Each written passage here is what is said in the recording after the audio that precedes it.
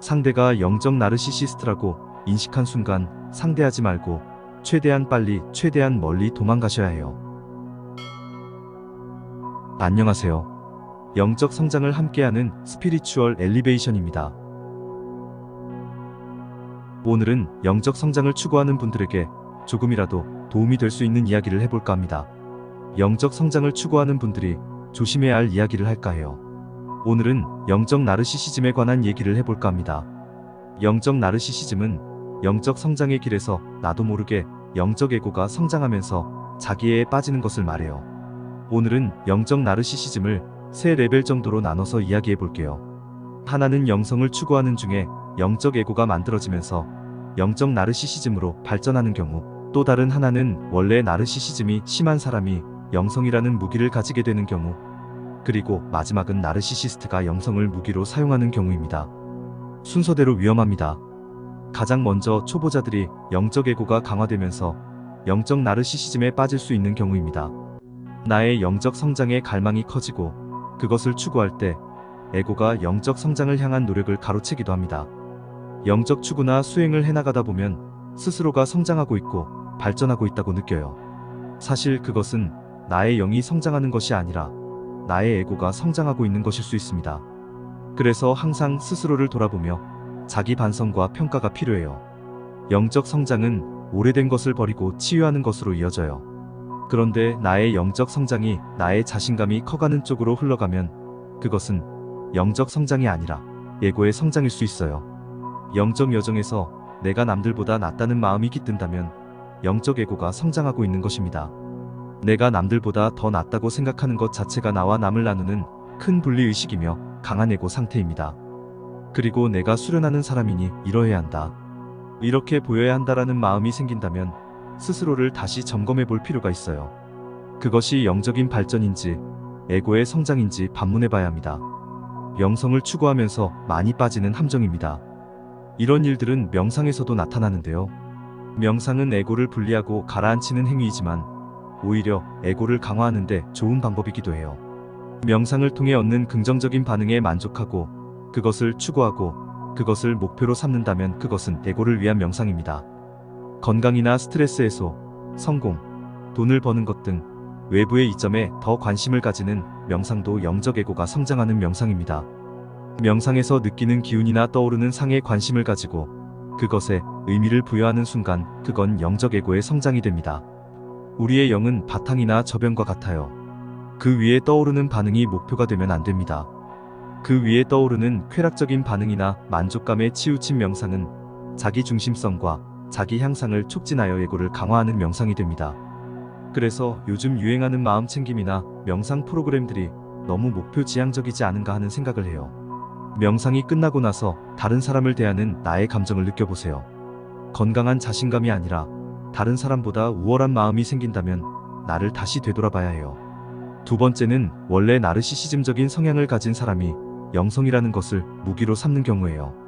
나르시시즘이 원래 강한 자기애인데 이런 성향을 가진 분이 영성이나 종교라는 날개를 달게 되면 문제가 커져요. 나르시시즘은 원래 마음의 상처가 바탕에 있어요.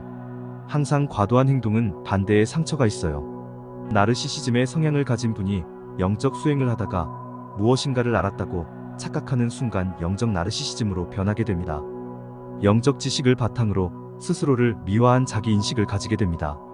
자기 미화를 강화하기 위해서 영적 수행이나 에너지 경험, 깨달음에 대한 통찰 등을 마음대로 변형해서 사용해요. 이렇게 영적 나르시시즘에 빠진 사람들의 특징이 있어요.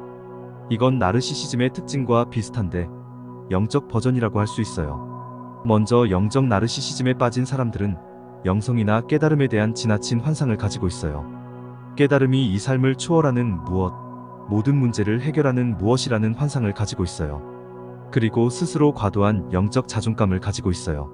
스스로를 깨달았거나 근처 어디쯤 있다고 생각해요. 그래서 다른 사람보다 우월감을 느끼고 다른 사람을 얕잡아 봐요. 상대방을 가르침을 내려줘야 할 대상으로 인식해요. 그래서 묻지도 않았는데 가르치려고 들어요. 그리고 책이나 경전의 의미보다는 그 글의 해석에 몰두하는 경우가 많아요. 그런데 이런 사람들의 주장은 굉장히 구조적이고 체계적이며 해석적입니다. 그리고 이해하기가 어렵습니다. 그 사람들의 견해로는 다른 사람들은 심오해서 이해를 못한다고 생각해요. 그 숨어있는 의미를 나만 아는 것이죠. 그리고 이런 사람들과 영적인 대화를 하면 긍정과 공감으로 이어지는 것이 아니라 토론과 논쟁으로 이어져요. 공감 능력이 부족하거든요. 그리고 결국에는 승패를 가르는 게임으로 바뀝니다. 또한 자신의 이야기를 비판하면 적대적이고 공격적이 됩니다. 누구나 타인의 평가나 비판을 받으면 기분이 좋지 않아요. 하지만 영적 나르시시즘에 빠진 사람들은 자기 깨달음에 대한 타인의 평가를 굉장한 도전으로 받아들여요. 네가 뭘 안다고? 네가 감히? 라는 마음이 들죠. 이렇게 영적 나르시시즘을 만드는 영적 에고는 강력한 에고 상태입니다. 이런 자만심과 교만은 영성뿐만 아니라 자신의 일상에서도 부정적으로 작용해요. 이런 영적 나르시시즘은 좀처럼 빠져나오기가 쉽지 않아요. 영적 나르시시즘은 중독이거든요. 마약보다 중독성이 더 강해요. 남을 나보다 못한 사람으로 인식하고 거기서 느끼는 우월감은 아주 큰 보상이거든요. 중독의 특징은 보상을 주는 행동에 집착하는 것이에요.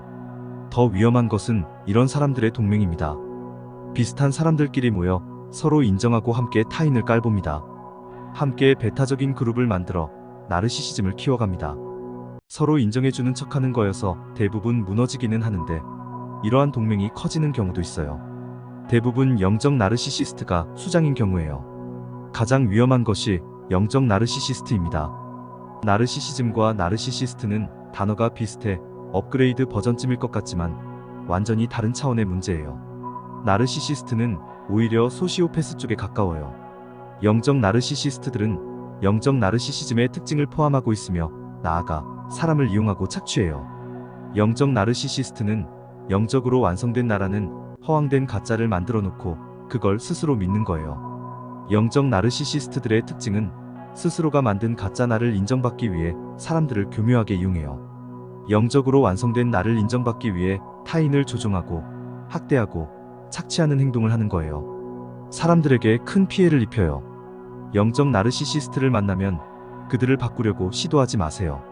간혹 영적 나르시시즘이 강한 사람이 영적 나르시시스트를 고치려고 시도하는 경우가 있어요. 하지만 그들의 먹이가 될 뿐이에요. 영적 나르시시즘의 성향을 가진 사람이 신도라면 영적 나르시시스트들은 교주쯤의 느낌이에요.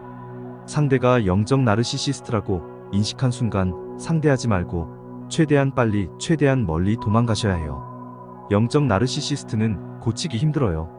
엄청난 에너지가 축적된 영적 에고를 가지고 있어요. 이들은 죽을 만큼의 고통을 감내해내야 겨우 벗어날 수 있어요. 이런 영적 나르시시스트 이야기는 나중에 기회가 되면 더 할게요. 영적 나르시시즘에서 벗어나는 일은 매우 어렵습니다. 자기가 나르시시즘이 있다는 것을 인식하는 것 자체가 어렵거든요. 이런 분들은 자신의 마음 치유가 먼저 되어야 합니다. 영적 프로그램보다는 심리치료를 받거나 약을 복용하는 것이 더 도움이 될 수 있어요. 제가 이 이야기를 하는 이유는 많은 사람들이 영적 나르시시즘에 빠져 있거든요. 그리고 영적 나르시시스트들도 꽤 많아요. 한국에 유독 많은 것 같아요. 나르시시즘이나 나르시시스트는 마음속의 상처가 원인이 됩니다. 특히 어릴 때 받은 상처가 주요 원인입니다. 그만큼 우리나라가 개인을 억압하고 상처 주는 사회라는 증거이고 또한 사람들이 영적인 사회라는 증거이기도 해요. 이런 사람들은 자신뿐만 아니라 다른 사람도 파괴해요. 나의 상처를 치유하지 못하고 계속 카르마를 만들어가는 거예요. 그래서 안타까워요. 하지만 고통을 감내해낼 수 있으면 고칠 수 있어요. 진실함과 용기를 가지고 상처를 치유하면 벗어날 수 있습니다. 이걸 바꾸고 고쳐낼 수 있다면 삶의 방향이 많이 바뀔 거예요. 그렇다고 내가 상대보다 낫다는 마음을 억지로 억누르지는 마세요. 대신 내가 그 사람보다 낫다는 우월감이 든다면 타인을 대하는 나의 마음을 지켜보세요. 그리고 그 마음이 일어난 근원을 치열하게 찾아가 보세요.